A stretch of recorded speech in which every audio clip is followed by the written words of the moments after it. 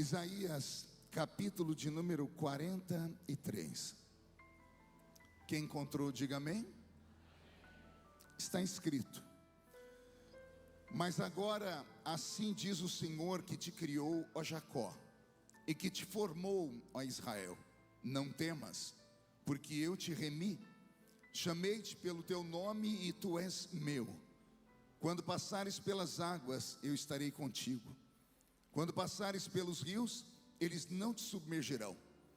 Quando passares pelo fogo, ele não te queimará, nem a chama arderá em ti, porque eu sou o Senhor teu Deus, o Santo de Israel, o teu Salvador. Até aqui, amém, igreja? Feche a Bíblia, coloque no banco, na cadeira, e pegue na mão da pessoa mais perfumada do seu lado. Eu tentei bonito, não deu certo. Perfumado, deve ter alguém aí ainda. Isso, agora aperte a mão dele ou dela com carinho, até eles falarem aleluia. Pentecostal que não faz barulho. Está com defeito de fabricação, não é? Vamos orar? Senhor, mais uma vez nós te adoramos. Mais uma vez nós exaltamos o seu santo nome. E nós entendemos que dentro de alguns minutos, e este santuário ficará pequeno para o tamanho da glória que o Senhor vai mandar do alto dos céus. Os que vieram tristes começarão a saltar de alegria. Os que vieram se arrastando não voltam para casa se arrastando. Hoje voltarão voando nas asas de um novo tempo. E antes que eu comece a revelar os seus mistérios, cerque esta igreja com a sua glória.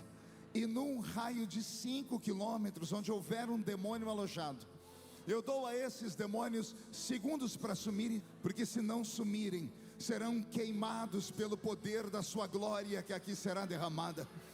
Rasgue os céus sobre nós esta noite. Manda anjos de fogo descerem aqui. Que estes anjos desçam trazendo brasas de fogo nas mãos. Comecem a esparramar estas brasas entre nós. E onde houver um crente cheio do Espírito Santo, pega ele nesta noite, Jesus, e mostra o caminho da verdadeira e poderosa adoração. Fala conosco, fica conosco. É o que eu te peço agora e sempre. E toda a igreja diz amém. Os que podem, tomem seu assento aplaudindo a Jesus, porque Ele é bom, porque Ele é maravilhoso. O texto que eu li é um dos textos mais lindos do Velho Testamento. O texto é tão poderoso que basta uma leitura pausada para ver a igreja se alegrar com ele. Vocês notaram isso no final do texto? A igreja se alegra porque esse texto é um texto vivo, é uma palavra viva.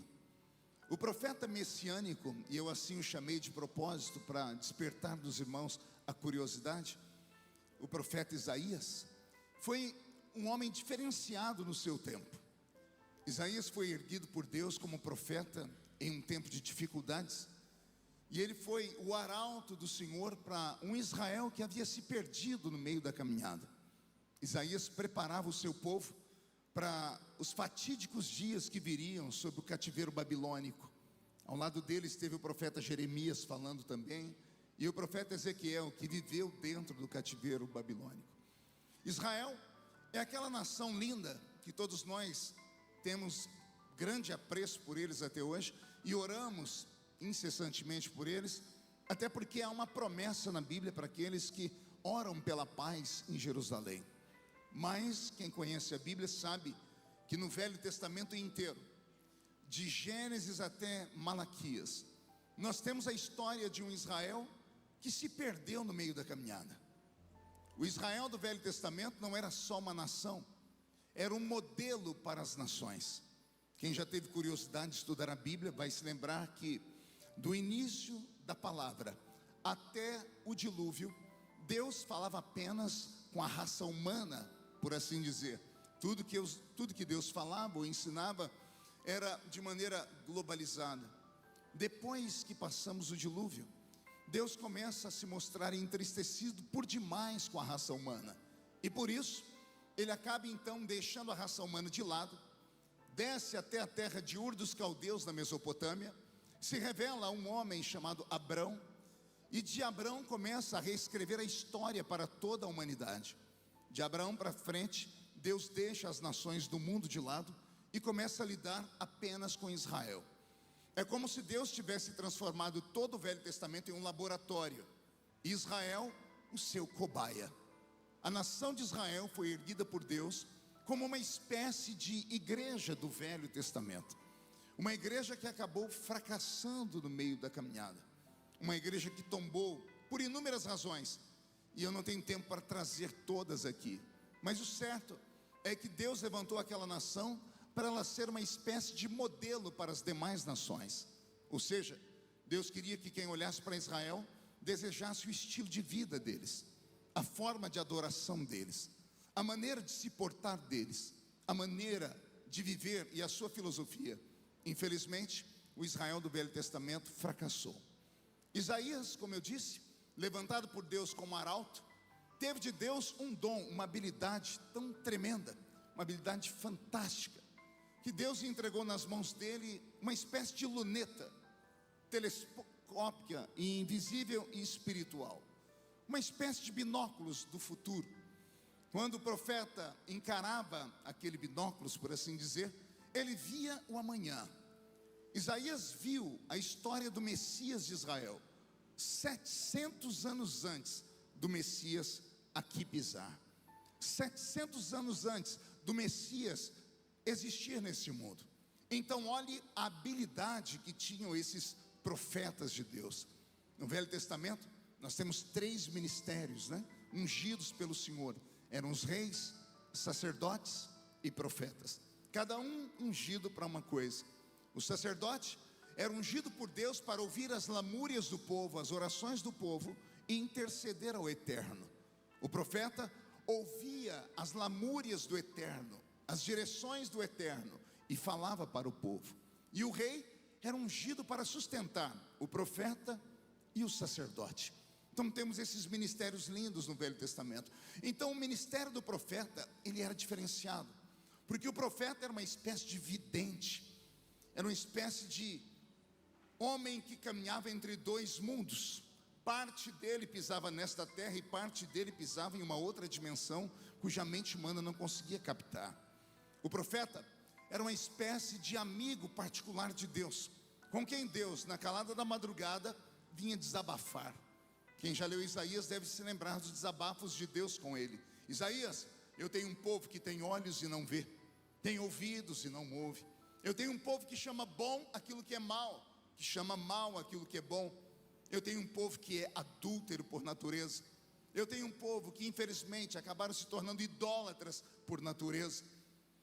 Portanto, o livro de Isaías é um livro carregado dessas revelações, os desabafos de Deus, e também de um Deus que em certo momento vai trocar toda a sua fúria e a sua ira por momentos de profunda alegria.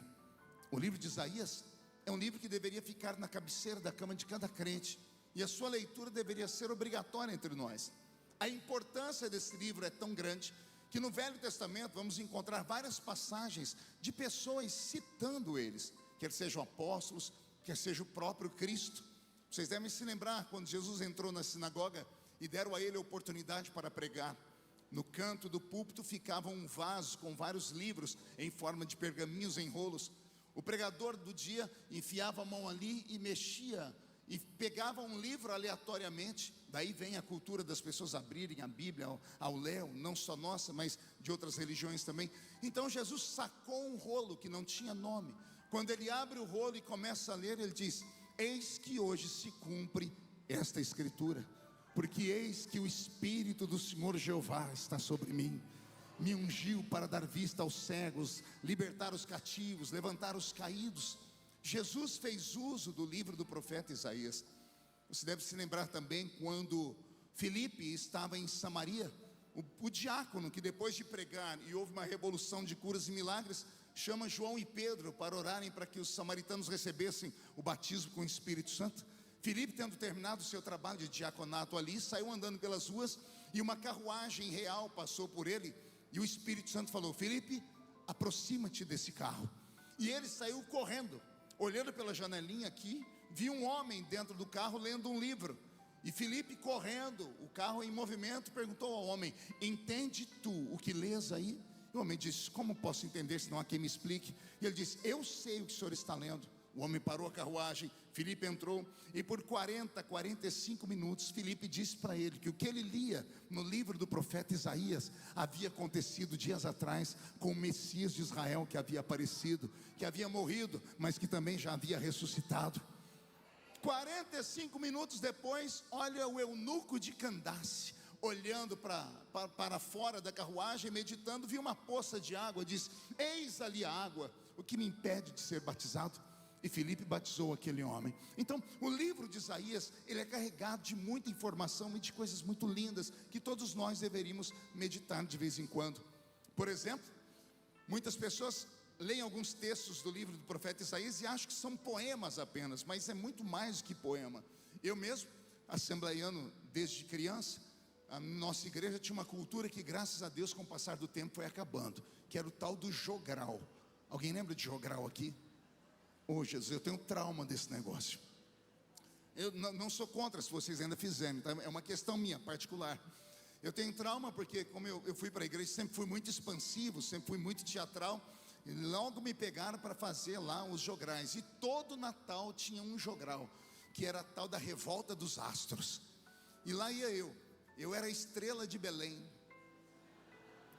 Porque não era você, Bocó, né?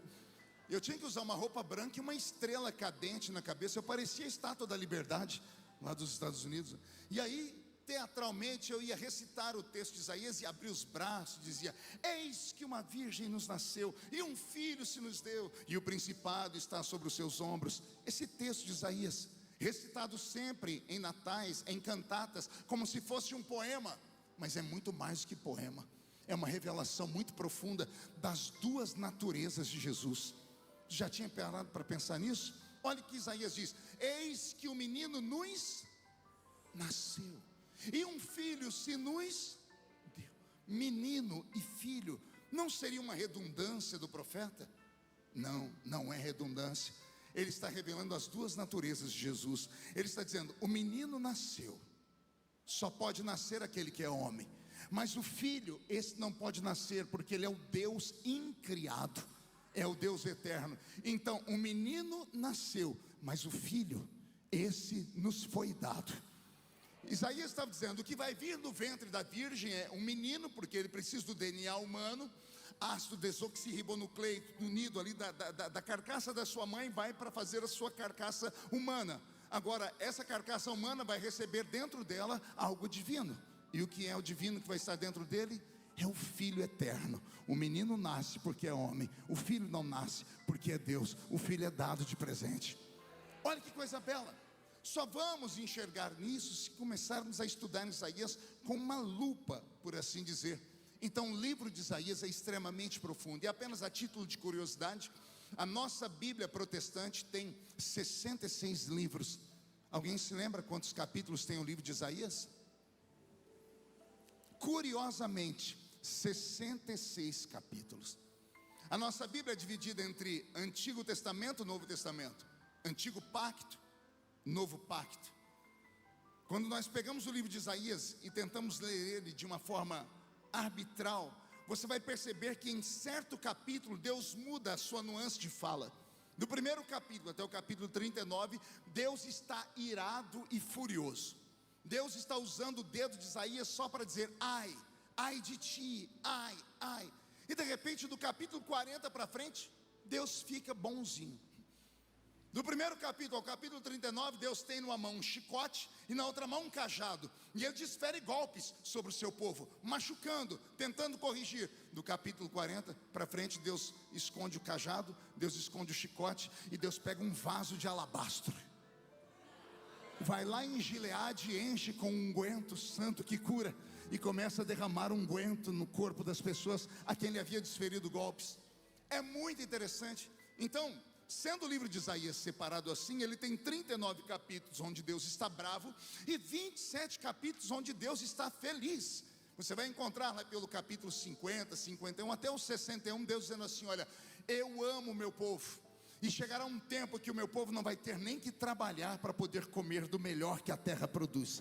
Chegará um tempo, diz o Senhor, que a criança caminhará ao lado da áspide, ou seja, da cobra. O leão caminhará ao lado do cordeiro. E então chegará um tempo em que o Deus eterno habitará sobre a terra e haverá paz. É Isaías apontando para o tempo do milênio. Então veja só, o livro de Isaías se divide em duas partes. Curiosamente, a nossa Bíblia também. Nós temos 39 livros no Velho Testamento e 27 livros no Novo Testamento. Os 39 livros do Velho Testamento, como um todo, são pesados. Inclusive quando a gente vai para debate, não sei se vocês têm muitos debates, eu sou convidado para muitos. Tentar explicar a fúria e a ira do Deus do Velho Testamento não é fácil. Tentar explicar as atitudes e as ordens do Deus do Velho Testamento, como por exemplo, é para entrar na cidade, é para matar tudo que respira, de animais a crianças, a velhos. Nós não conseguimos explicar isso, porque o Velho Testamento é esse período nublado da existência da raça humana. Se torcermos o Velho Testamento, não se assuste se pingar sangue. Gritos de ais e uis somos acostumados na boca dos profetas. Mas quando saímos do Velho Testamento e entramos no Novo Testamento, olha o Deus que está virado dizendo assim: vinde a mim vós os que estáis cansados e oprimidos, porque eu vos aliviarei. Então é muito lindo isso. O livro de Isaías é quase que uma mini Bíblia. Então eu deixo aqui um conselho como estudante da palavra: leia o livro de Isaías e ame o livro de Isaías. Posso ouvir um amém por isso? Pergunte ao irmão do seu lado: você ouviu direitinho? Vai obedecer o pastor? Então dê um grito de glória a Deus aí, por favor. Pois bem, os estudantes da Bíblia sabem que existem várias formas de interpretar um texto. Para isso nós temos a exegese bíblica, nós temos a hermenêutica bíblica, e nós temos aquilo que nós chamamos em teologia moderna de interpretação de foro íntimo. E eu quero usar hoje esta interpretação para o texto que eu li. Não vou usar aqui o apelo político, o momento em que Israel vivia, não. Eu quero trazer algo particular, daquilo que eu compreendi desta leitura. Posso ouvir um amém? No capítulo 43 do livro de Isaías, Deus está naquela fase boa que eu falei agora há pouco. Até o capítulo 39 ele está triste, mas do capítulo 40 para frente ele fica feliz.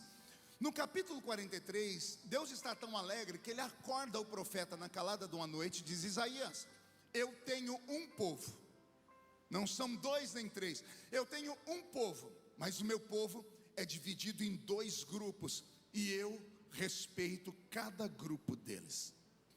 Eu imagino Isaías perguntando não com a boca, mas com a mente: como são separados esses dois grupos? E eu imagino Deus dizendo assim para ele: Isaías, parte do meu povo é feito de gente normal, e parte do meu povo é feita de gente anormal. Para os normais eu só posso falar aquilo que faz sentido. Para os normais eu só posso falar aquilo que eles compreendem na hora, instantaneamente. Para os normais eu não posso falar nada que vai exigir deles um exercício mental. Então para eles eu faço promessas e palavras simples. Para outra parte do meu povo, que é feito de gente anormal, Isaías, eu posso falar qualquer coisa, que por mais absurdo que seja, eles acreditam. Os anormais já começaram a se manifestar, né? Os normais, meu filho, são aquelas pessoas que só acreditam naquilo que a ciência é capaz de reproduzir dentro de um laboratório, através da química, da física e da matemática. Aquilo que nós chamamos de razoabilidade. É razoável isso, faz sentido. Bom, para esse povo, para essa parte do meu povo, eu só posso falar coisas que fazem sentido. Para outra parte do meu povo, eu posso falar das coisas mais malucas que existem, e eles também vão compreender. Então Deus começa a dizer: para os normais eu vou mandar uma promessa. Qual a promessa, Senhor? Se passares pelas águas, elas não podem te afogar. E para os malucos, Senhor, para os malucos é essa: se passares pelo fogo, ele não pode te queimar. Já vou explicar. O passar pelas águas é algo muito natural, é muito simples. Todo ser humano que vive já passou ou irá passar pela triste experiência do afogamento. Quer ver? Quem aqui já quase se afogou na vida? Levante a mão para ver.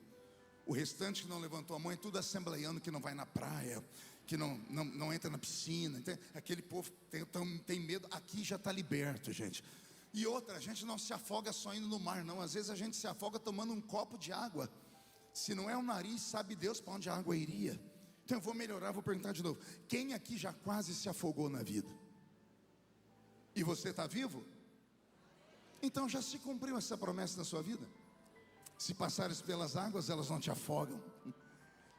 Isso aqui é uma linguagem, uma metáfora. Deus está dizendo assim: parte do meu povo só pode compreender aquilo que a vida dá a eles de experiência natural.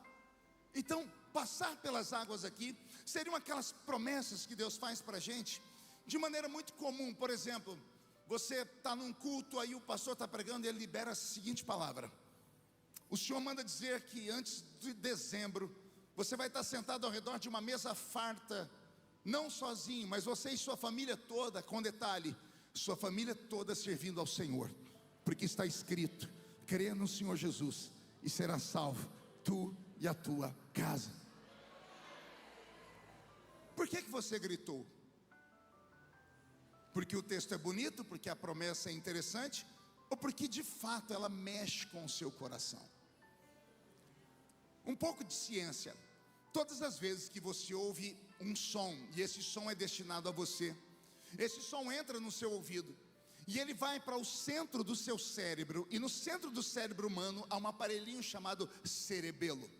O cerebelo é o HD do corpo humano. Todas as suas memórias, inclusive algumas memórias intrauterinas, estão armazenadas aí dentro.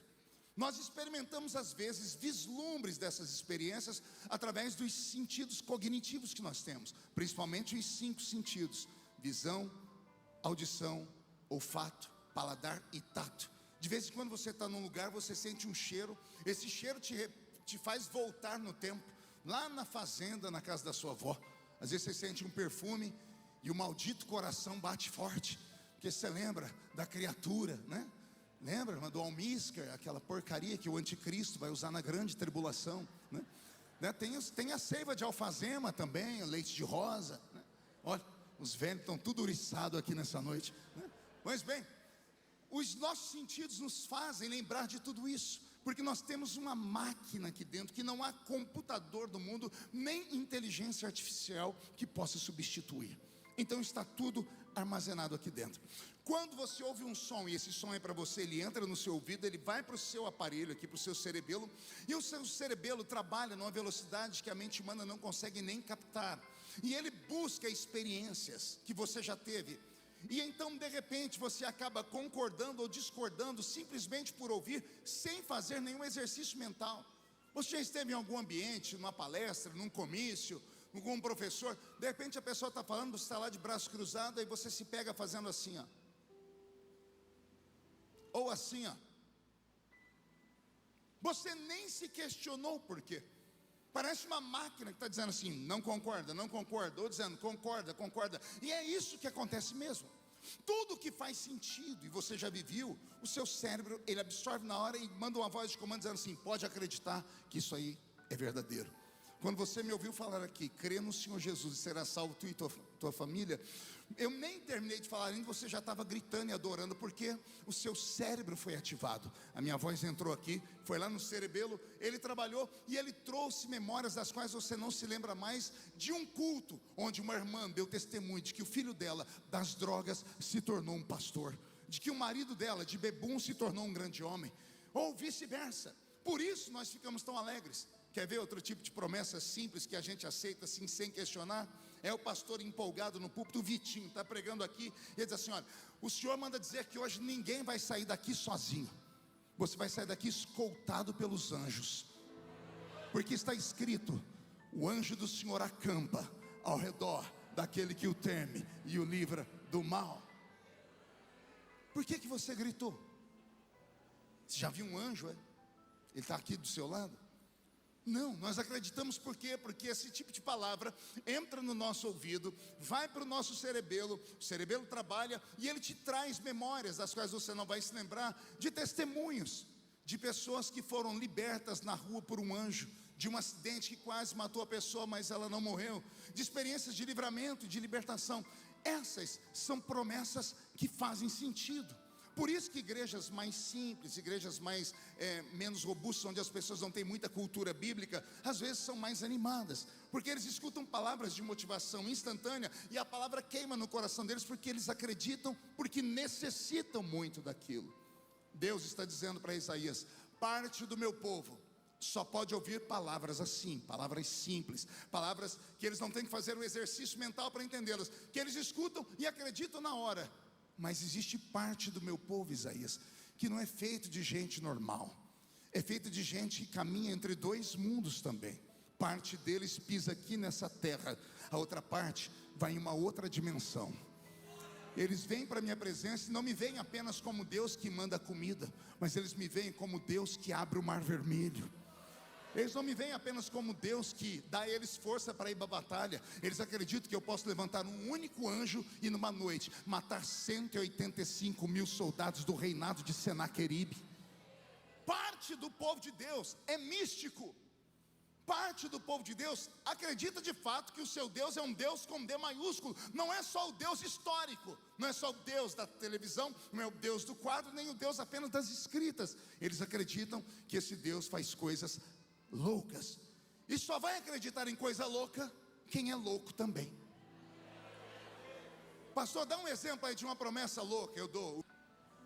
Aí fala: Jesus está me dizendo que aqui nessa igreja bonita, nesse bairro rico, tem uma irmã que não mora nesse bairro rico, ela mora lá, sabe Deus aonde, e ela tem uma profissão digna, mas muito humilde. Ela é gari, ela não tem dentes na boca, não tem família rica, mas dentro de 30 dias essa mulher vai estar nos Estados Unidos da América, na cidade de Washington, vai estar dentro do Salão Oval, junto com Donald Trump, dizendo para ele assim em inglês: "Happy the nation whose God is the Lord."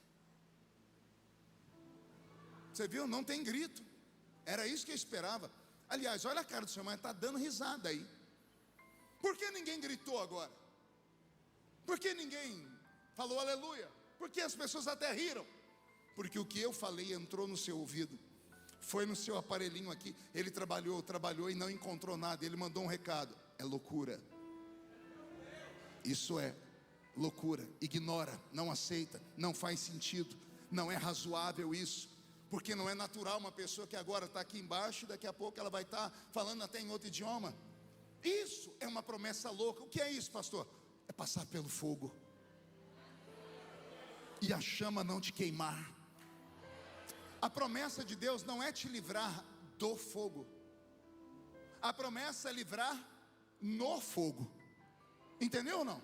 A preposição é assim, não é do fogo. Deus não está dizendo: eu vou te livrar se você passar por cima dele, por baixo, pela esquerda e para a direita. Não, o Senhor está dizendo: quando você passar pelo meio dele, marchando, o fogo não vai te queimar. Por que os nossos gritos são tão difíceis nisso? Porque a nossa mente está condicionada. A gente acredita de fato que o fogo é o elemento mais poderoso do universo. O fogo é o elemento mais poderoso criado por Deus. Ele derrete o ferro, ele queima a madeira, ele derrete o plástico. São Pedro, escrevendo uma de suas encíclicas, disse: a terra e os elementos que agora nela existem, um dia serão desfeitos pelo fogo. A terra será purificada pelo fogo. O homem antigamente tinha medo do inferno, e a Bíblia diz em Apocalipse que o próprio inferno será lançado num lago de fogo. Hebreus 12 diz que o nosso Deus é um fogo devorador. Então fogo é o elemento mais poderoso criado por Deus. Aí vem Deus e diz assim: se levantar contra você o maior poder que o homem conhece, ele se levanta só para cair, porque o fogo não queimará você. Isso é uma promessa maluca, mais ou menos como essa. Eu vou dar um outro exemplo. Ele fala assim: ó, Jesus está me dizendo que tem um irmão aqui, que ele é pedreiro, e na verdade ele é só servente pedreiro, é meia colher, né? Ele não sabe fazer muita coisa, mas ele vai receber dentro de 2 semanas uma carta vindo da Espanha, e a carta vai vir com um selo, e ao abrir a carta ele vai ver que foi um escritório de advocacia muito forte lá de Madrid, e o escritório localizou ele como sendo o último dos herdeiros de um grande duque espanhol que fugiu da Inquisição. E sobrou aqui uma fortuna, e não tem para quem dar. Então, mapeando a árvore genealógica, descobriram que um parente dele foi morar no Brasil, e esse parente também morreu pobre, e sobrou somente esse homem. E esse homem herdou 6 castelos medievais e 100 milhões de dobrões espanhóis e títulos pode ver que a pessoa que está gritando é louca. Olha a cara dela pra você ver. Teve um que falou: sou eu, recebe. Esta é a intenção. Você está entendendo? Então, com todo respeito aos irmãos que são equilibrados dessa igreja, eu só estou na introdução. Nessa noite eu vim pregar só para os malucos aqui. Tem algum maluco aqui? Então, levante a mão, chacoalhe ela assim, agarre o ombro de quem está do seu lado. Isso, se a pessoa não for maluca, você vai sofrer. Agarrou a pessoa, chacoalhe ela até ela ficar irritada. E diga para ela: Deus te trouxe aqui para isso. Sacode, diga: para isso. Deus te trouxe aqui para sacudir a sua sanidade mental. Deus vai sacudir as promessas que Ele te fez, por mais malucas que tenham sido. E só quem crê nisso, dê um grito daquele tamanho. Roberto, mude a música. Como eu disse, eu vou aqui trazer a teologia própria, algo que eu vivo. Eu estava pregando na Igreja Batista da Lagoinha, em Belo Horizonte, um tempo atrás. E lá é uma igreja muito grande, tem 7.000 assentos. E no final do culto, eu estava lá na porta vendendo meus livros, DVDs, CDs, áureos e bons anos aqueles. Aí inventaram o YouTube e aquele demônio do Spotify. Porque não é você. Ninguém compra mais nada da gente, é uma loucura, né? Mas naquela época a gente ficava empolgado. Quando o culto era uma benção, a gente vendia tudo, né? Teve uma época que eu vendia até a minha sogra, mas eu não entregava. Eu só vendia, mas não entregava. Eu estava lá na porta vendendo meu material. Foi chegando perto de mim um mineiro. Claro, Minas Gerais tem que ter mineiro, né? Mas era um mineiro matuto. Ele veio assim, como quem não queria nada, né? Com a sacolinha na mão, veio comendo pelas beiradas. Ele parou na minha frente e falou assim: ô pastor, eu senti de te dar um presente. Eu falei: e eu senti de receber, me dê logo, né? Ele enfiou a mão naquela sacola branca de supermercado e tirou uma caixa de paçoquinha embrulhada. Quem já comeu paçoquinha embrulhada aqui? Vamos elogiar a paçoquinha no idioma de Minas? Ô trem bom, sou. Tem algum mineiro aqui? Essa raça está no mundo inteiro. Eu estava pregando em Nagoya, no Japão. Tinha 1.200 pessoas com o olhinho rasgado na minha frente. Falei: aqui não tem. Aí eu perguntei: tem algum mineiro? Não é que levantou um japonês mineiro? Levantou assim: uai, só estou aqui. Eu falei: mas você olhinho rasgado. Aí ele falou um negócio que até hoje eu não entendi. Ele falou que era Sansei, Nisei, não sei, um negócio desse aí, né? Mas estava lá, essa raça domina o mundo, né? Esse mineiro falou: eu senti de te dar. Eu falei: eu senti de receber. Ele foi maquiavélico. Ele esperou desembrulhar a paçoquinha. Ele esperou dar uma mordida na paçoquinha. Quando eu mordi a paçoquinha, ele deu o golpe. Pô, pastor, o senhor pode orar por mim agora? Depois da paçoquinha, né, eu falei: eu faço qualquer coisa por você, meu filho. Aí eu falei: mas você quer oração por quê? Comecei a conversar até eu degustar a paçoquinha. Eu não devia ter perguntado, porque ele contou a história. Mineiro, quando conta história, senta que vai longe, né? E ele começou: então, pastor, ontem de noite eu fui numa vigília. Quando ele falou que foi numa vigília, eu não sou gente. Eu falei: desculpa, você foi aonde? Ele falou: numa vigília. Aí eu enfiei o resto da paçoquinha na boca, para não ter uma crise de riso, né? Porque eu conheço vigília. Vigília foi a primeira da minha vida. Eu falei: tá, filho, mas e daí? Foi daí, pastor, que não era vigília de crente normal, não. Era vigília de crente doido. Eu sou pentecostal.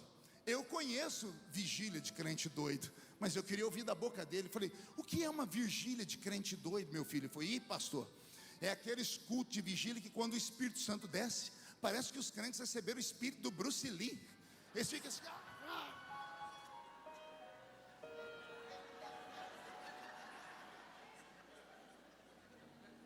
Jesus usa, mas quando o inimigo pega, dá isso aí. Volta para o espírito, Roberto. E eu falei: e daí, filho? Foi: e daí, pastor? Que lá pelas tantas veio um profeta doido falar comigo. Chamar profeta de doido é redundância, eu já falei isso aqui. Mas eu queria ouvir da boca dele o que era um profeta doido de vigília de crente doido. Falei: o que é um profeta doido para você, filha? Pastor, É aqueles profetas que quando vêm profetizar para a gente, eles quase matam a gente do coração, uai. Eu falei, mas como assim? Ah, pastor, o senhor já foi em vigília? Eu falei, muitas. O senhor sabe que a vigília tem aquela hora que está quebrando tudo, o povo está pulando, gritando, mas daqui a pouco quieta todo mundo fica cansado. Tem uns que dormem, de repente alguém pega e bate num pandeiro, pá! Tem gente que já acorda falando em línguas, mostrando que é mais espiritual do que os outros, né? Falei, e aí? Pastor, estava todo mundo quieto, eu estava encostado na parede da igreja em pé, porque não tinha lugar para sentar. Eu estava olhando para o púlpito, o profeta veio lá de trás, pastor. Ele veio na ponta do pé, chegou por detrás de mim, pastor, e botou a mão no meu ombro, e ele parou de falar. Eu falei, botou a mão no ombro e foi pastor, aí que me deu desarranjo. Foi, mas desarranjo intestinal? Foi, mas por que ele botou a mão no seu ombro? Ele falou, não, pastor, me deu desarranjo, porque quando eu fui à cara do profeta, eu virei a cabeça e ele fez assim, homem, olha o que eu faço. Alguém já teve uma experiência dessa aqui? Tem uns, é terrível, não é, gente? Ele falou, pastor, eu falei, e aí, meu filho? E aí, pastor? Eu estava aqui catando a minha alma, porque a alma já estava uns 3 metros para fora do corpo. Agarrei ela para voltar em mim. Olhei, pastor, estava o profeta com a cara feia. Falei, como era a cara dele? Ele fez, então vou imitar. Ele falou que o profeta fazia assim, ó. Falei, pastor, o profeta agarrou a minha mão. Falei, e aí, pastor, que ele falou assim, entra tu comigo nessa carruagem de fogo agora. Ó, tem uns de vigília aí. Eu falei, e o que é que você fez? Falei, pastor, não tive outra opção. Falei, por quê? A mão do profeta parecia uma raquete de tênis. Ele agarrou a minha mão, pastor, e o homem dava 2 de mim. E pastor, o pior foi que a carruagem começou a andar. Eu falei, pastor, eu tentei segurar, mas não deu. Pastor, esse homem começou a me arrastar, eu fazendo de tudo para não ir. Não teve jeito, ele era mais forte do que eu. Pastor, ele saiu de lá, ele atravessou a frente do púlpito, marchando, e todo mundo me olhando, eu morrendo de vergonha. Pastor, ele deu 2 voltas na igreja. Aí ele pegou o meio do corredor da igreja e foi para o meio da rua. Pastor, era 4 horas da manhã. Esse homem resolveu acelerar a carruagem, pastor. Pastor, mas eles são num tropelo correndo comigo. Nós demos uma volta no quarteirão. E eu falei, e o que você fez? Falei, pastor, não tinha jeito de descer. Eu me envolvi, ele falava glória, eu falava glória também. Ele falava aleluia, diz aleluia. Pastor, ele falou em línguas e eu fui renovado também. Foi uma glória. Pastor, quando eu já estava gostando desse passeio, o homem parou na porta da igreja e resolveu entrar dentro da igreja de novo. Ele entrou pelo corredor correndo e me arrastando. No meio do corredor ele brecou e me empurrou. Eu saí catando cavaco pelo meio da igreja. Pastor, eu levantei a cabeça para ver o que deu no profeta. Estava ele com a cara feia de novo, agora com a mão na cintura, um dedo apontado, fazendo assim. E aí ele disse, homem, olha o que eu faço. Eu te tiro daqui e eu te levo por ali. Aí eu te levo por lá. Aí eu te trago por aqui. Aí eu vou te tirar daqui. E aí eu vou te abrir as portas lá fora. Aí lá no mundo eu vou dar uma volta grande com você e vou te exaltar. E quando eu te exaltar, eu te faço entrar aqui dentro de novo, para que as pessoas vejam que eu sou Deus, que quando falo, cumpro cada uma das minhas palavras. Ele diz que o profeta, glória a Deus, ele diz que o profeta terminou dizendo assim, agora contempla aí na sua frente a rampa do palácio do Planalto, porque vou eu te colocar entre os príncipes e os reis desta terra, diz o Senhor. Eu acho muito bonito a criatividade do profeta, porque a Bíblia diz que o espírito do profeta é sujeito ao profeta. Não é o espírito que está usando o profeta, é o espírito do profeta. O profeta recebe a mensagem aqui, ele pode vir e escolher uma forma de falar. Tem profeta que é caladinho, ele chega e diz assim, olha, eu vi isso. Tem profeta que diz, assim diz o Senhor. E tem profeta que não fala nada, ele leva a mensagem para casa, depois ele vai ter que se ajustar com quem mandou, porque o espírito do profeta é sujeito ao profeta. Eu amo a criatividade profética. Mas quando ele terminou de contar isso, ele contou, e eu fiquei tão empolgado, que ele teve uma crise de riso, que eu não entendi porque que ele estava rindo, a barriga dele balançava. Eu enfiei a mão aqui dentro do meu bolso, paletó, peguei um cartão de visitas e coloquei o número do meu celular, estiquei a mão e entreguei para ele. Ele pegou, parou de rir, falou: o que é isso, pastor? Eu disse: é o meu celular particular. Ele: nossa, eu vou ter seu número. Eu disse: vai. E ele falou: para quê, pastor? Eu falei: para quando você subir a rampa do palácio, lembra-te de mim quando entrares no seu reino. Eu quero ter um amigo importante desse jeito. E eu esperava que ele desse um grito como vocês deram aqui, mas ele abaixou a cabeça. E quando ele levantou, os olhos dele estavam marejados em lágrimas. Ele começou a chorar. E ele disse: o senhor acredita mesmo nisso, pastor? E eu falei: por que não acreditaria? Ele falou: pastor, eu moro num bairro aqui de Belo Horizonte que nem a polícia tem coragem de entrar dentro dele. Eu moro numa casa tão pequena, eu, minha esposa e 4 crianças. Pastor, o senhor sabe como é que eu sustento minha família? Vendendo essas paçoquinhas nos semáforos de Belo Horizonte. O semáforo fecha, eu corro, coloco uma de cada uma delas em cima dos retrovisores dos carros e tenho que cronometrar os segundos para voltar recolhendo e contar com a bondade de alguém que me dê 2 ou 5 reais por uma paçoquinha dessa. É com isso que eu levo comida para 4 crianças. Eu não sei ler, eu não sei escrever, não tenho pai nem mãe. A casa onde eu moro não tem chave, a porta é escorada com uma cadeira. Aí ele perguntou de novo: o senhor acredita mesmo que um dia eu posso viajar o mundo? Que eu posso um dia subir a rampa do Palácio do Planalto? Eu estava cansado. E o que ele falou atingiu a minha mente. Olha o problema do ser humano: mente e coração. A mente é racional, o coração é apaixonado por coisas fora do normal. A minha mente pensava no que ele dizia e falava: ele tem razão. Como é que um homem que não sabe ler nem escrever, que vende isso aqui na rua para dar comida para os filhos, um dia pode viajar o mundo? Mas meu coração dizia: mas e se Deus quiser fazer? E se Deus resolver dar? Mas como eu estava muito cansado, não estava mais no púlpito, o espírito foi vencido pela minha mente. Quando eu fui abrir a minha boca para falar para ele assim, a desculpa que todo pastor dá quando ele não acredita: vamos esperar, se for de Deus vai acontecer. Quando um irmão falar isso para você, é porque ele não acreditou em bolhufas que você ouviu, né? Ele não quer se comprometer, ele diz: então vamos esperar, se for de Deus vai se cumprir, é porque ele não acreditou em nada. Quando eu fui falar isso para ele, aconteceu algo comigo que só quem é crente pentecostal pode acreditar. Os meus sentidos foram arrebatados. Instantaneamente eu apareci em outro lugar. É como se eu piscasse o olho, ele estava aqui. Ao abrir o olho, ele não estava mais na minha frente. Eu fui transportado para um outro lugar.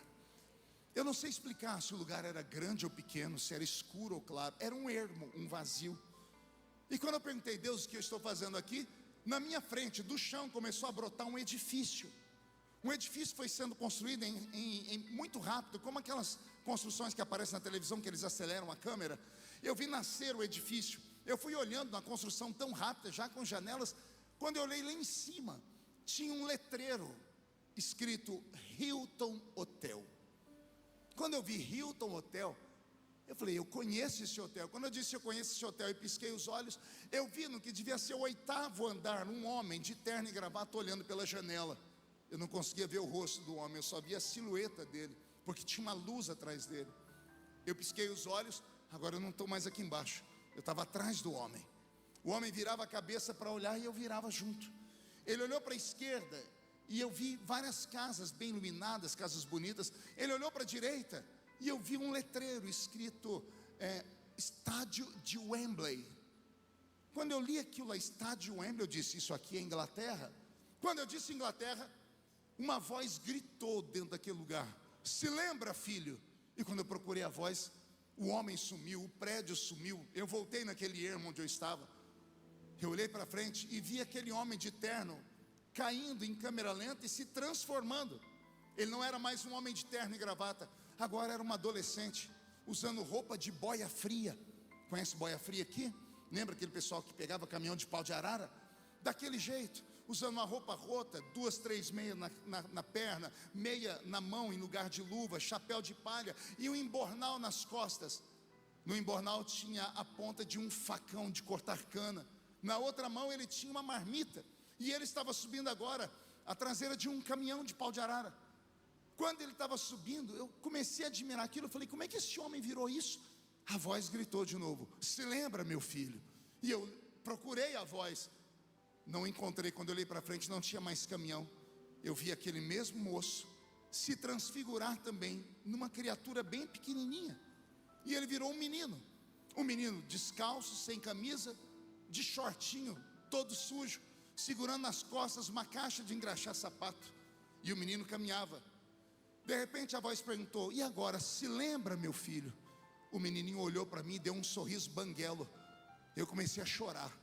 Eu disse, me lembro, Senhor, porque era eu. Aquele menino era eu. Só que aquele adolescente também fui eu. E aquele homem lá no Hotel Hilton, do lado do estádio Wembley, também era eu.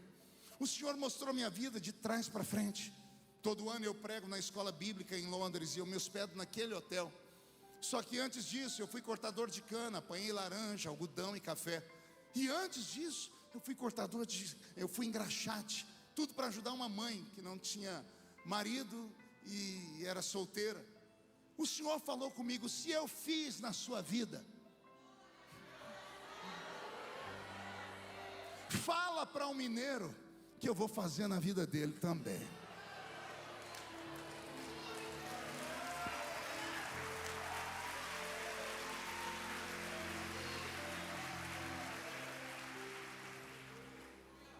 Quando eu voltei em mim, o mineiro estava chorando na minha frente.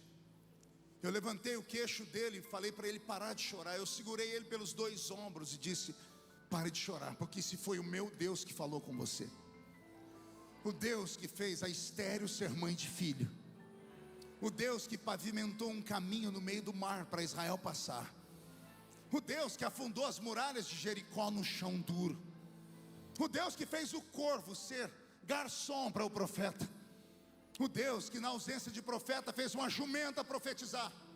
Se foi o meu Deus, o Deus que fez o relógio de Acais girar ao contrário, o Deus que deteve o sol e a lua para que Josué vencesse uma batalha, o Deus que fez leão jejuar para que Daniel vencesse, o Deus que fez uma baleia, um peixe grande vomitar o profeta na praia, o Deus que fez uma estrela cortar os céus e mostrar a estrebaria. Se foi esse Deus que falou com você, quem viver verá. Quem viver verá, para ver se cumprir cada um dos sonhos, palavras e profecias que o Senhor liberou sobre a sua vida. E só quem crê nessas maluquices, agora não dá um grito, não dá um berro de glória aqui dentro, por favor. Aleluias.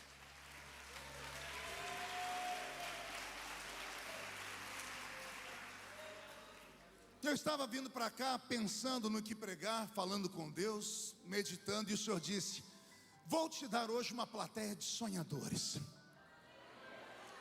Vou colocar na sua frente homens e mulheres que são escolhidos meus, gente com quem eu falo há muitos anos, alguns há décadas, gente a quem fiz promessas, pessoas que não acreditam mais nelas, por causa do tempo, por causa das lutas, das dores, das perseguições, por causa do tempo moderno que relativiza tudo, porque se envolveram com pessoas que são menos espirituais e são mais persuasivas, e conquistaram essas pessoas e levaram elas para um mundo diverso do mundo onde eles foram criados. Hoje nós estamos numa igreja bonita, num templo digno de um rei, com um som perfeito, um instrumento lindo, com um telão de LED, que eu tenho inveja, queria na minha igreja. Mas a maioria dos que estão aqui, acredito, nasceram em lugares diversos e diferentes desses. Igrejas pequenas, no meio do mato, gente cujos primeiros profetas que você ouviu, só tinham 2 dentes na boca, o zagueiro e o atacante. Tenho certeza que as primeiras vezes que você ouviu Deus falar foi através daquelas irmãzinhas do coque, aquelas que batiam o pé no chão e quando ia profetizar com você, errava toda a concordância adverbial, errava a forma de falar, mas você acreditou naquela época. porque havia em você uma simplicidade que deve sempre existir no nosso meio. Mas com o passar do tempo, você foi se aprofundando, foi estudando, você teve acesso aos bastidores da sua fé, desta ou de outra igreja, e você se tornou essa pessoa que é agora cética, fria. Você vem para o culto porque você não consegue ficar lá no mundo. Você tem vício de igreja, mas não acredita mais em qualquer coisa. Você tem dificuldade em absorver uma palavra que não faça sentido para você. Você se tornou uma pessoa metódica demais, e por isso você acabou expelindo a presença do Espírito, porque o Espírito Santo, ele lida com as nossas emoções. Se você não crer, Deus não pode fazer, porque a única coisa que amarra as mãos de Deus é a nossa incredulidade. Porque a nossa incredulidade vai trabalhar com uma equação que tem que ser exata, 2 mais 2 é 4, mas a matemática do milagre não funciona assim. Por isso se chama milagre. O que é milagre? Aquilo que ninguém consegue explicar. Se explicarmos o milagre, ele deixa de ser milagre. E você veio para um culto aqui onde nós estamos buscando as coisas impossíveis. Só pode fazer aquilo que é impossível um Deus de milagre, porque o impossível é um milagre. Mas para você acreditar nessas coisas de milagre, você tem que descer ao nível dos mortais. Você não pode vir para a igreja com esse espírito de girafa. Conhece girafa? É aquele bicho bonito, exótico, que chama atenção por onde chega, mas só come coisas aqui do alto, só frutos muito doces. Num culto como esse não tem comida para girafa, só tem comida para ovelha.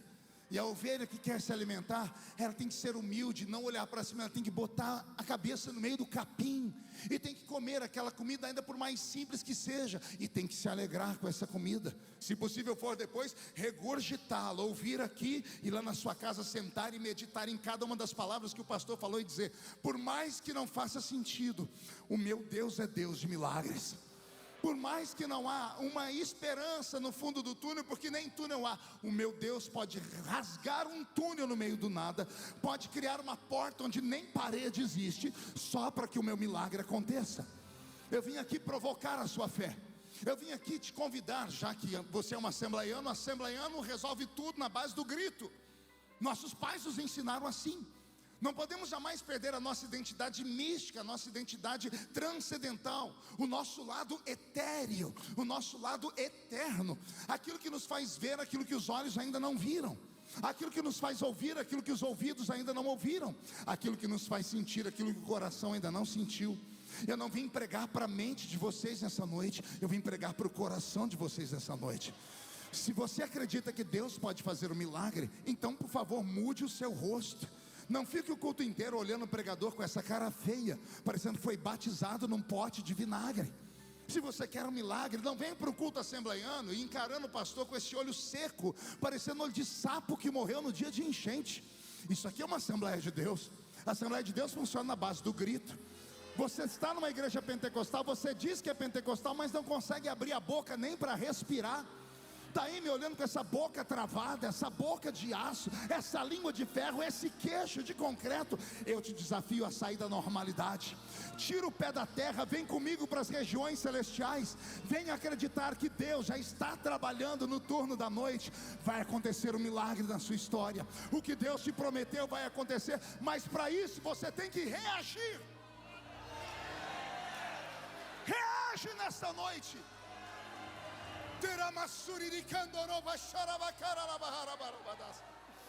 Estou sentindo Jesus aqui. O Espírito Santo está passando uma vistoria aqui, aí e até quem está assistindo pelo telão. O Espírito Santo está vistoriando. O Senhor está falando com você. Volte a acreditar, volte a ver. Veja aquilo que os olhos ainda não viram. Que jeito, pastor? Feche os olhos e adore, busque. Porque se Deus te fez uma promessa, ela vai se cumprir. Custe o que custar, doa a quem doer, quem viver verá, para ouvir você dar o testemunho, porque Deus não pode falar e não cumprir.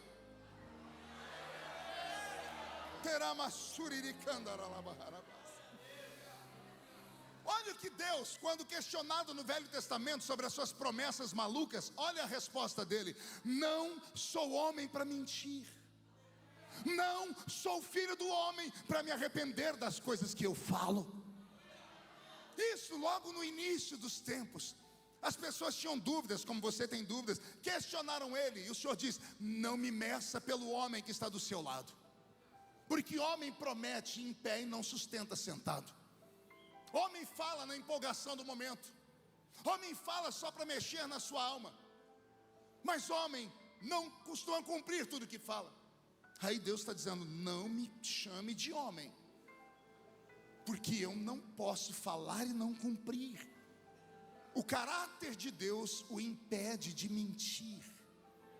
O caráter de Deus o impede de falar uma coisa e não sustentar a sua palavra. Esta é uma lei estabelecida no Velho Testamento: não sou homem para mentir, nem filho do homem para me arrepender das coisas que eu falo. Mas no Novo Testamento, Jesus veio e endureceu essa lei. Não sei se vocês acompanham política. De vez em quando um senador, um presidente, um governador, um deputado, ele vai falar ou tratar de algum assunto dentro do parlamento, e ele diz ao adversário: Vossa Excelência traz a esta casa um projeto de lei draconiano. Diga comigo: draconiano. A palavra draconiano vem de Draco. Draco foi um grande senador da República de Roma, e ele era tão sagaz, a mente dele era tão expansiva, ele era tão sapiente, que as leis que ele fazia, ninguém conseguia mudá-las, ninguém conseguia fazer um arranjo, uma emenda. As leis dele eram tão poderosas, que eram chamadas de leis duras, leis draconianas, que são imutáveis. Pastor, o que tem a ver isso com o que o senhor falou? No Velho Testamento, Deus Pai criou uma lei: não sou homem para mentir, nem filho do homem para me arrepender das coisas que eu falo. No Novo Testamento veio Jesus e ele endureceu a lei do pai dele. Ele disse: meu pai falou isso, eu vou falar uma coisa mais forte, eu vou criar uma lei draconiana sobre a minha fala. E questionaram: o que é que o senhor vai fazer? Ele vai dizer assim: meu pai falou, não sou homem para mentir, nem filho do homem para me arrepender do que eu falo. Eu digo assim: passa o céu, passa a terra, mas as minhas palavras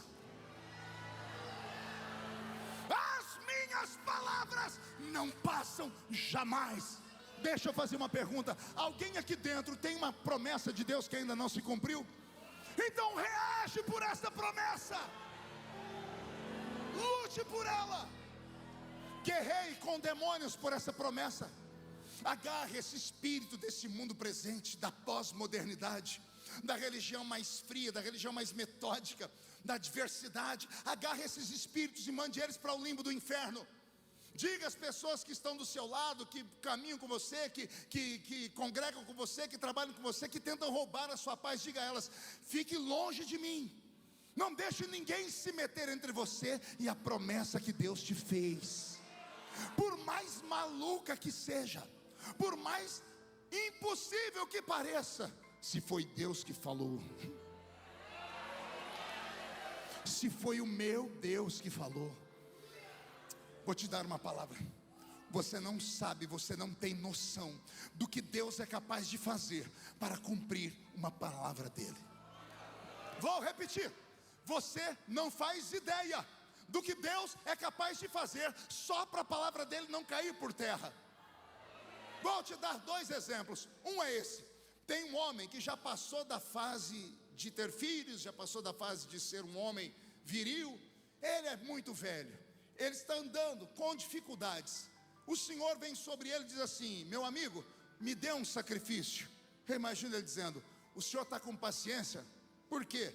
Porque eu não sou mais aquele jovenzinho de 70 anos que o senhor prometeu dar um filho. Eu já sou um velho de 100. O senhor tem paciência? Porque eu vou aqui fazer um sacrifício, mas eu não tenho mais habilidade de antes. E o senhor diz para ele: me dê do seu jeito. Aí a Bíblia diz que Abraão pegou uma oferta. Ele pegou um novilho.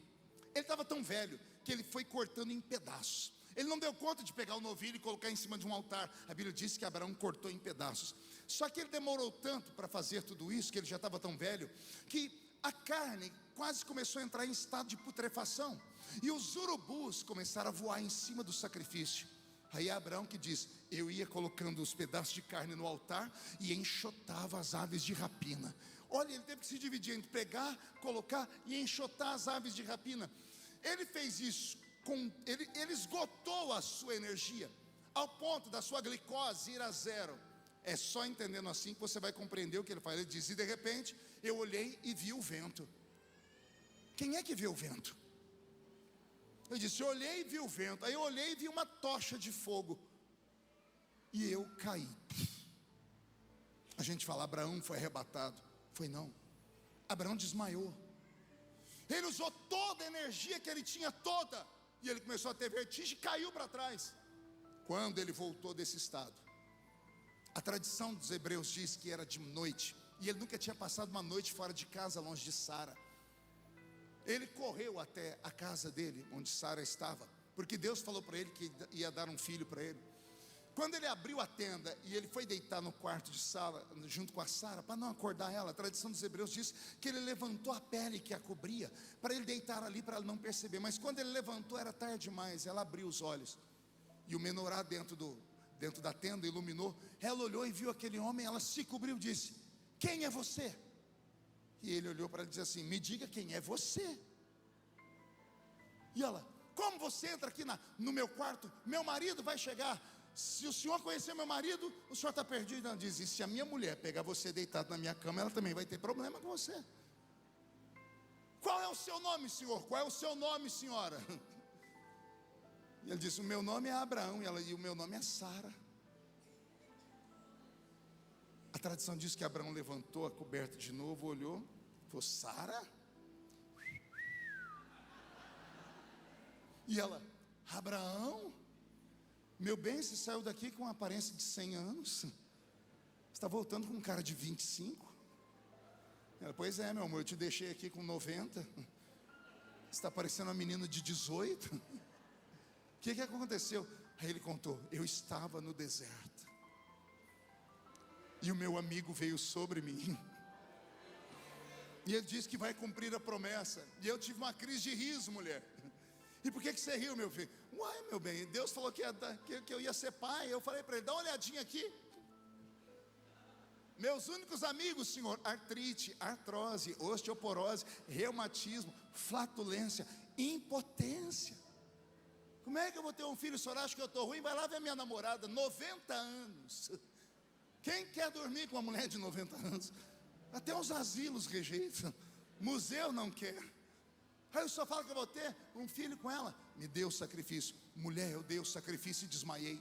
Acordei com o coração pulando para fora da boca. Vim correndo, nem percebi que eu tinha força para correr. Agora que eu estou vendo que eu estou novo, e você também. Deus, para cumprir a promessa do nascimento de Isaac, rejuvenesceu Abraão e Sara. Só 3 entenderam, eu vou falar de novo. Não foi harmonização facial, não foi transplante, não foi o Ivo Pitangui e os seus súditos, não. Abraão foi rejuvenescido, por dentro e por fora. E Sara também. Pastor, o senhor está forçando? Leia lá, leia do capítulo 15, 16, 17, 18, 19, 20, 21 do Gênesis, e você vai encontrar Abraão saindo de lua de mel, chegando no Egito e falando: meu amor, se alguém perguntar o que você é minha, diz que você é minha. Não ouvi? E ele explica o porquê. Porque há de ser que quando verem você com essa beleza, vão querer me matar para tomar você. Quem é que quer dormir com uma mulher de 90 anos? Deus rejuvenesceu Sara, Deus rejuvenesceu Abraão, colocou dentro dos dois hormônios. Os hormônios floresceram e eles tiveram uma vida como de antigamente, de jovens, só para dar à luz a Isaac. Tudo isso porque Deus tinha feito uma promessa 25 anos, quando Abraão tinha 75 anos. 25 anos. Aqui eu aprendo uma coisa, pergunte o quê? Só falo se todo mundo perguntar. Toda promessa passa pelo teste do tempo.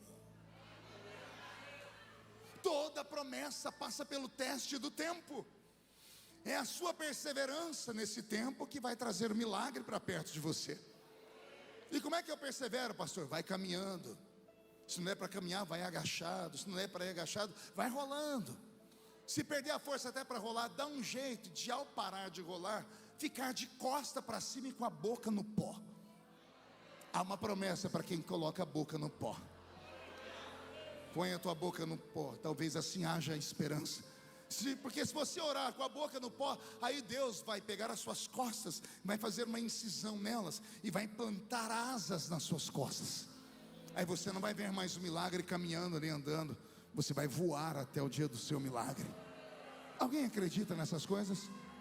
Então dá mais um grito mais alto que você puder. Você não tem noção do que Deus é capaz de fazer para Ele cumprir uma promessa. E eu encerro aqui contando a segunda coisa. Tem um homem sentado no lombo de um cavalo. Ele está partindo contra os inimigos. O inimigo era feroz, usava cavalos árabes, cavalos que corriam demais. Ele vai correndo atrás dos cavalos, aí ele para. Ele chama o exército dele e ele grita: Senhor, amanhã continuaremos a peleja. O céu se abre e Deus fala com ele: eu disse que entregaria o inimigo na sua mão hoje.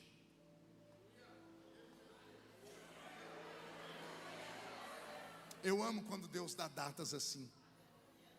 Eu entrego o inimigo na sua mão hoje. Eu imagino ele falando assim: Senhor, então o Senhor precisa me ajudar. De que forma, Josué? Meu cavalo não é morcego. Ele não tem um negocinho na cabeça dele aqui que faz ele encontrar as coisas pelo barulho. O meu cavalo não é coruja, não enxerga no escuro. Como é que eu vou pegar o inimigo se o sol está descendo ali na montanha e a lua está surgindo ali na outra montanha? Senhor, não dá para continuar a guerra hoje. Eu imagino Deus sentado no trono olhando para baixo, os serafins aqui atrás, um olhando para o outro dizendo assim: santo, santo. Como que dizendo assim: agora deu. Eu imagino Deus olhando, dizendo assim: eu e a minha boca, eu falei que entrego hoje. O cavalo deles não corre à distância do outro. Está escurecendo. E para eles, só é hoje enquanto ainda é dia. Eu vou ter que fazer uma coisa. Eu vou te dar a explicação científica e a explicação da visão de um homem que viveu 3.000 anos antes de nós.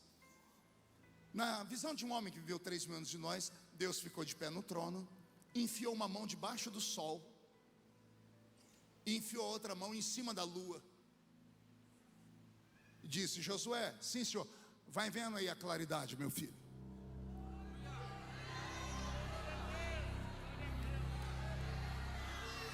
Tá bom aí? Senhor, só mais um pouquinho de luz, pois não?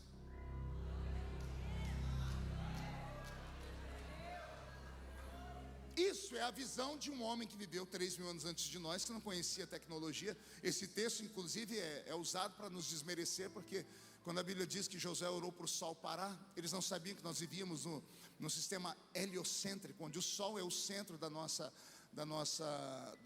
existência, da nossa galáxia, e o sol não se move, ele fica parado. O que se move são os planetas.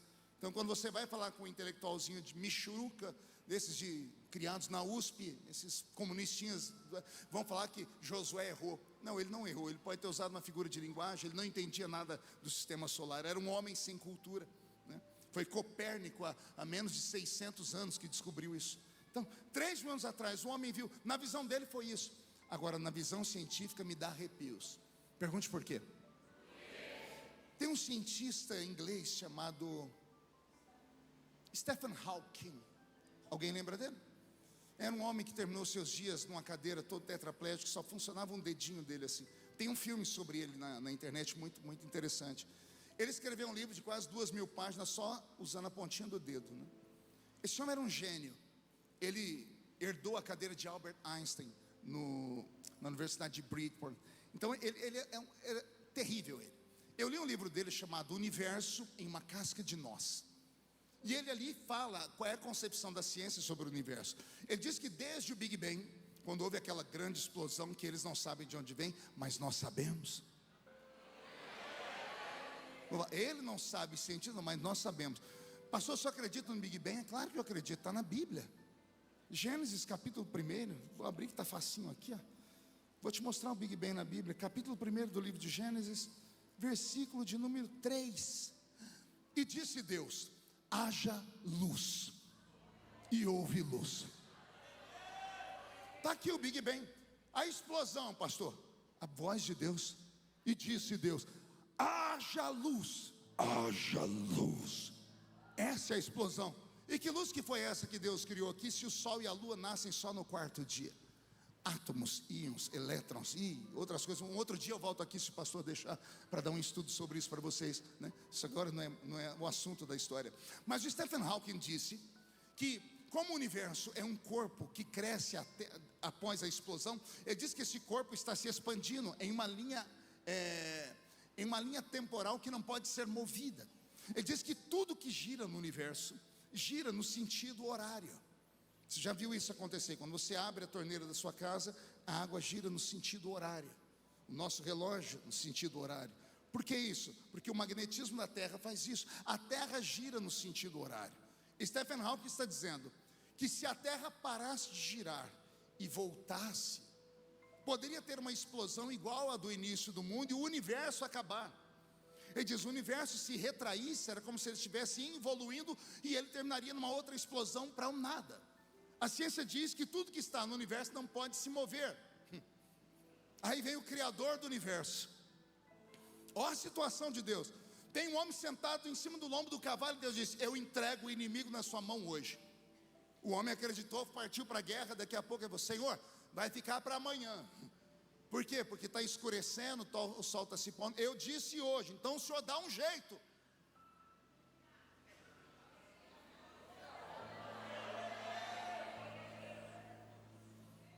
Por que o dia e a noite são contrapontos? Porque a Terra gira. A Terra gira no sentido horário. A sua primeira é um sistema de rotação e translação. Alguém lembra disso aqui, né? Rotação e translação. A Terra leva 24 horas de um dia para dar um giro em torno dela mesma. E leva 365 dias de 24 horas para dar um giro em torno dela e ao redor do Sol. Quando ela se aproxima do Sol, verão. Quando ela se afasta, inverno, outono, etc. Tudo isso é primavera. Nós aprendemos isso na escola. A Terra está girando no sentido horário. Aí Deus diz assim: Josué, eu vou resolver esse problema. De que jeito, Senhor? Eu vou estender o dia. Para estender o dia e para o relógio de Acais virar ao contrário, porque a Bíblia diz que a Terra girou 10 graus ao contrário. Deus precisa colocar a mão nos eixos imaginários da Terra, porque Jó fala sobre isso. Quem é que sustenta a Terra nos seus eixos imaginários? Imagine Deus tendo que colocar uma mão debaixo da terra e outra em cima. Mas não é só colocar a mão, Deus tem que travar a terra. Alguém aqui já jogou peão? Peão, cadê os velhos aí? Só tem eu de velho aqui? Isso, lembra de peão? A gente botava uma cordinha e soltava ele. Já colocou peão na mão? Para parar ele, já tentou parar um peão na mão? Quando você põe, quase fura a mão da gente, porque ele trava, a velocidade que ele está girando muito rápido, você trava ele. A terra está girando numa velocidade que a nossa mente não consegue captar. São milhares de quilômetros por minuto. Se não me falha a memória, 3.600 quilômetros por minuto a terra está girando. Por que a gente não sente, pastor? Por causa da lei da gravidade. A lei da gravidade nos atrai à terra, nós ficamos colados aqui. Por isso que tudo que você joga para cima, a terra absorve e cola. A Terra gira ao redor do Sol por causa do centro dela. O centro da Terra é feito de uma massa chamada amálgama.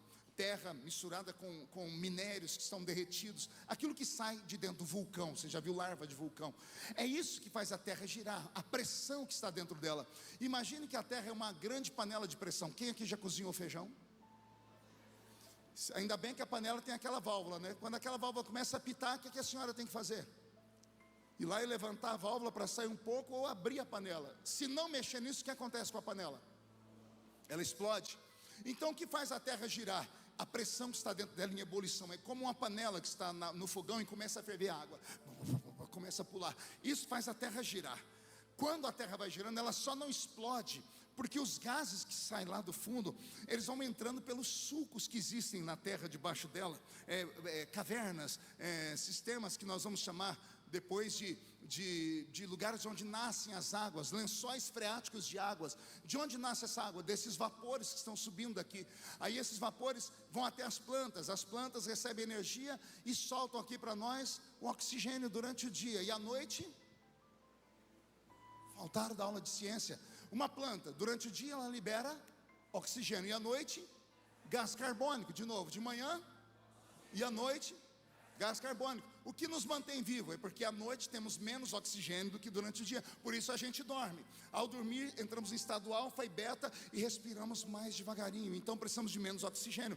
Tudo isso é catalogado pelo Senhor, tudo isso porque a terra está girando. A terra só está girando porque aqui dentro dela tem uma explosão atrás da outra. Aí vem Deus e para a terra. Ele põe uma mão por baixo, outra por cima, ele travou a terra. 3.600 quilômetros por minuto, ele travou a terra. Ele não só travou a terra, ele girou a terra para trás,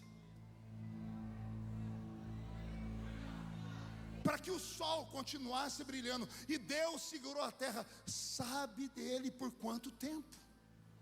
Um dia, 2 dias. Pode imaginar o que aconteceu com os mares, com as plantas.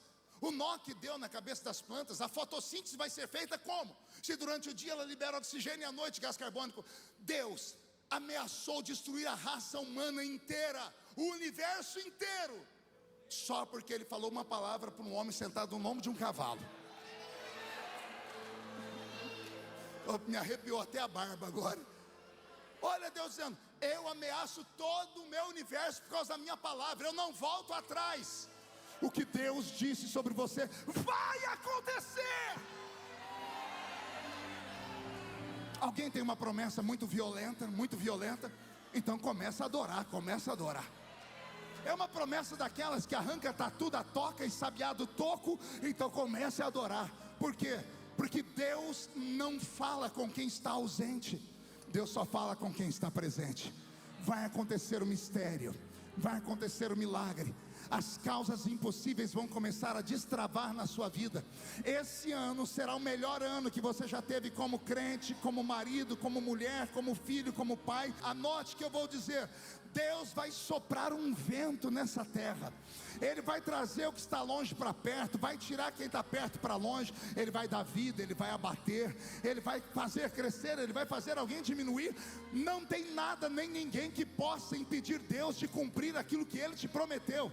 Não me interessa o que foi que Ele falou. Se foi Ele que falou, sente e assista de camarote, porque vai acontecer um milagre na sua história. Deus me trouxe aqui só para te dizer: eu ainda cumpro as minhas promessas.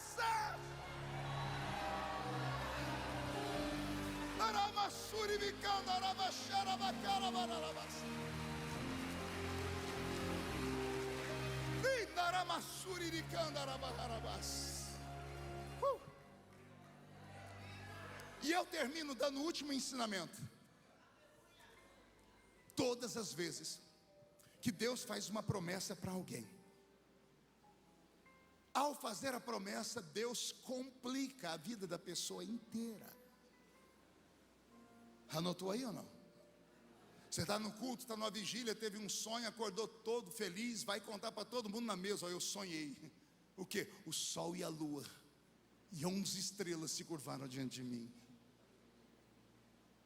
A partir do momento que Deus te fez uma promessa, Ele complica a sua vida inteira. Pergunte para quê? Para ver se você vai dar valor àquilo que você ouviu da boca dEle. Deus não quer criar filhinhos de papai, que recebem de mão beijada e não dão valor depois que recebem. O que não custa nada, não vale nada. Por isso que Deus passa a testar as pessoas depois que Ele faz a promessa. Eu tenho uma matemática comigo que eu venho ensinando há anos. Quando Deus te mostrar você no topo, não fica feliz antes não. Se Deus te mostrou no topo, antes de você dar glórias a Deus, sorrir, imagine aquele topo virado para baixo. Entende isso ou não?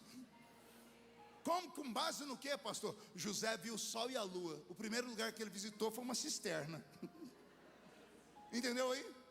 Deus vai te colocar lá, mas antes Ele vai te testar no profundo.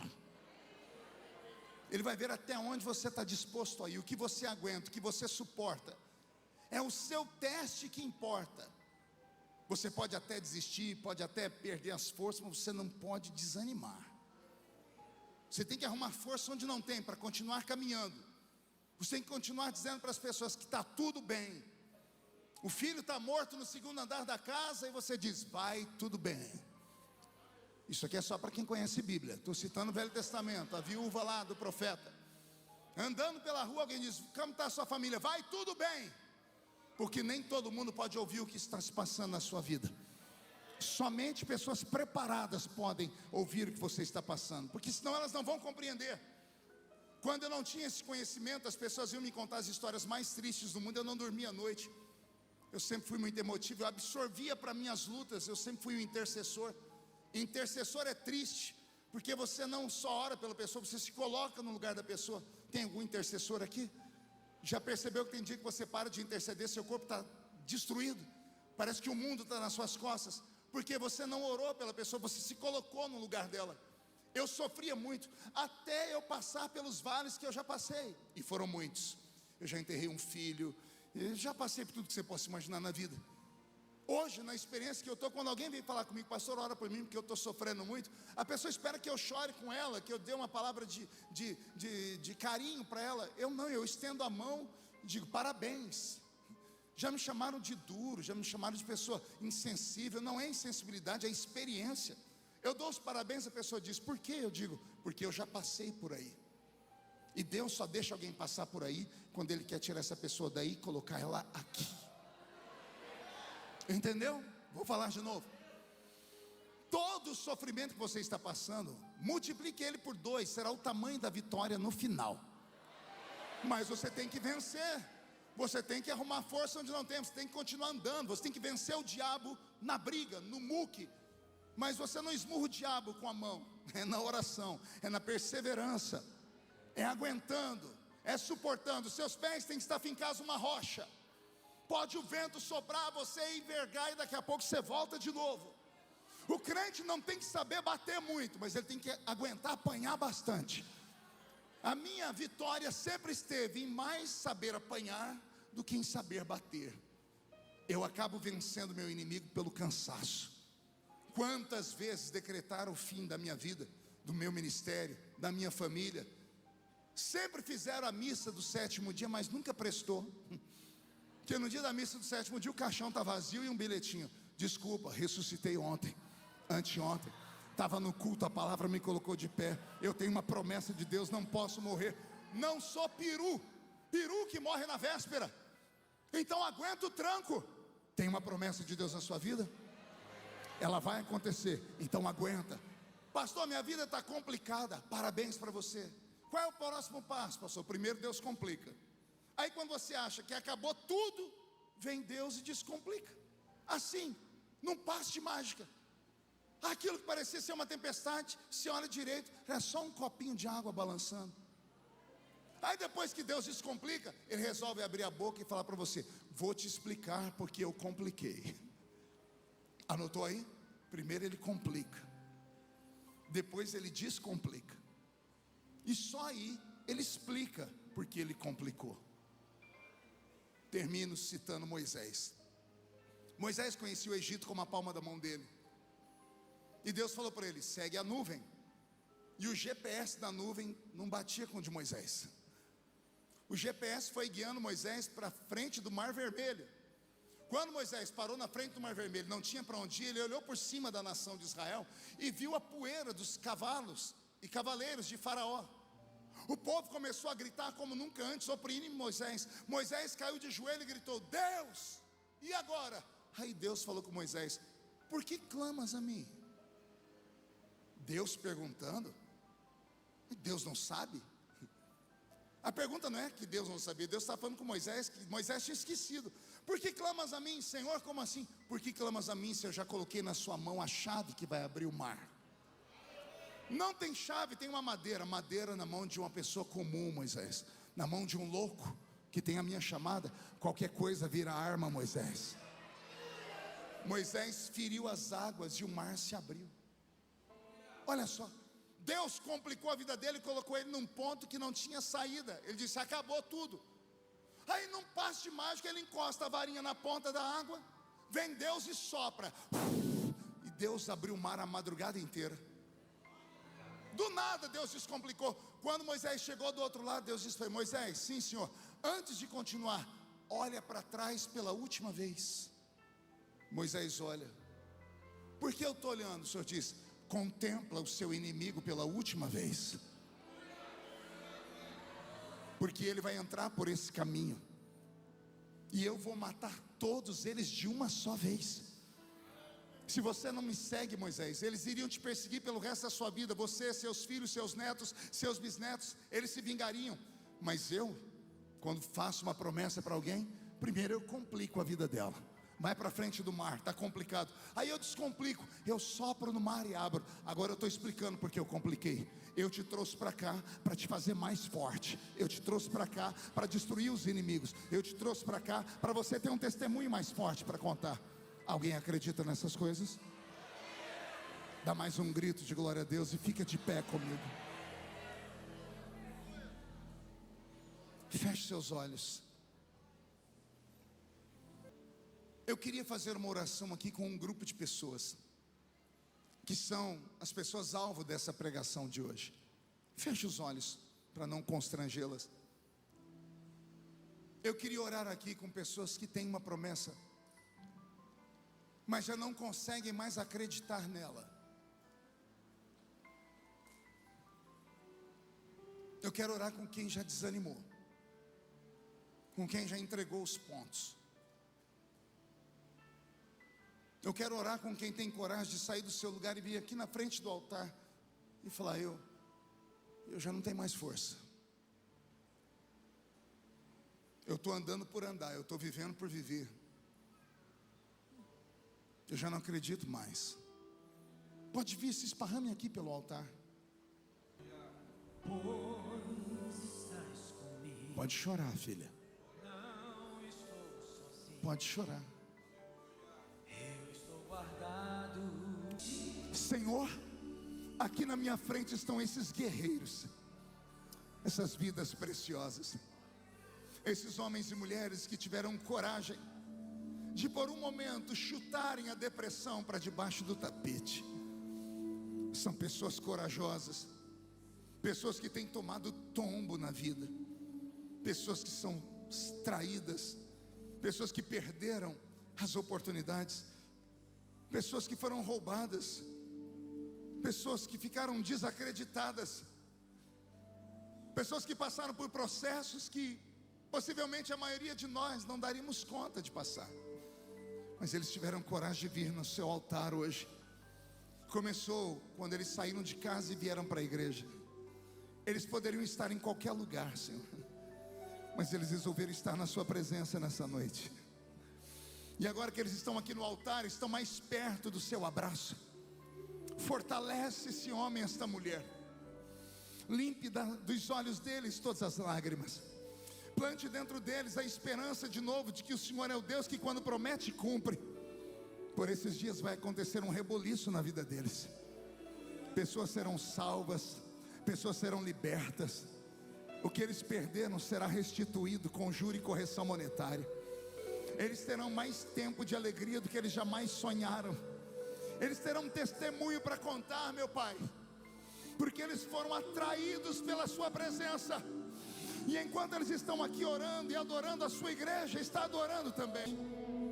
Abra a mão direita e diga comigo: em nome de Jesus, todos os demônios que roubaram as minhas memórias, que roubaram o meu fervor, a minha alegria, a minha fé e a minha confiança, eu ordeno, não estou pedindo, estou ordenando. Venha para a palma da minha mão agora. Feche a sua mão com autoridade. Segure nas suas mãos esses males, esses demônios, esses sentimentos de derrota. Eu vou contar até 3, nós vamos jogar no chão e vamos pisar em cima deles, para se cumprir Lucas 10:19. Eu vos dei poder para pisar sobre serpentes e escorpiões, sobre todo o poder do diabo, e nada fará mal a vocês.